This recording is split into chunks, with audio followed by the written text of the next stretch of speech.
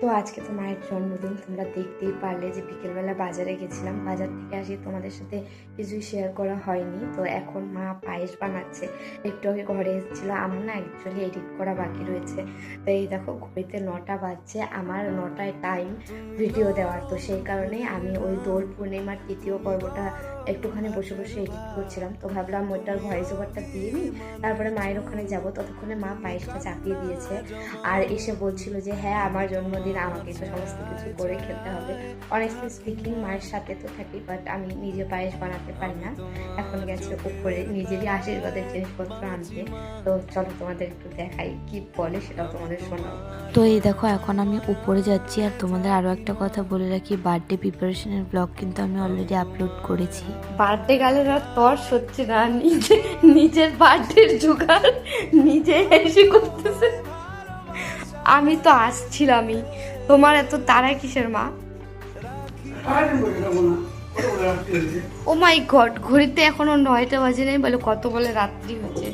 তার জন্য মাতাজি আমার দেখো নিজের আশীর্বাদের জোগাড় নিজেই করছে।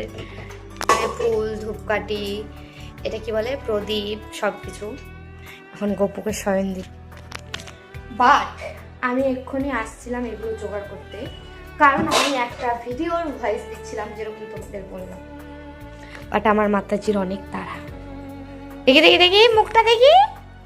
এখানে আসলে আমি মাকে একটুখানি রাগানোর চেষ্টা করছিলাম। মা না নিজে সমস্ত কিছু জোগাড় করে রেখে উপরে এসছে। এটা বিকালে আর কি পুজো দেওয়া হয়েছিল সন্ধেবেলায়, সেই প্রসাদ পায়েস সমস্ত কিছু বেড়ে রেখে এটা আনতে গেছিল। তো যাই হোক, আর এদিকে দেখো মায়ের পায়েস হয়ে মা সমস্ত গামলাতে আলাদা আলাদা করে বেড়েও রেখেছে, মানে যে দায়িত্বটা বেসিক্যালি আমার থাকে সেটাও মা করে নিয়েছে।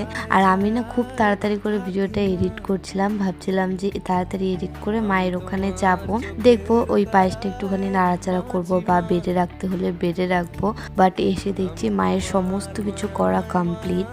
তারপরে আমি আর কি করব, তো আমি এখানে কেকটাকে বের করে একটুখানি ডেকোরেশন করলাম, মানে ওই ফায়ার ক্যান্ডেলটা, তারপরে এই যে হ্যাপি বার্থডে লেখাটা লাগিয়ে দিলাম আর টেবিলটা একটুখানি গুছিয়ে দিলাম। আর মা না যে নাইটি পরা ছিল ওই নাইটি পরেই বসছিল। তো আমি এবার মাকে বললাম যে যেহেতু নতুন শাড়ি সায়া ব্লাউজ সমস্ত কিছু আনা হয়েছে তো ওটা পরেই বসো।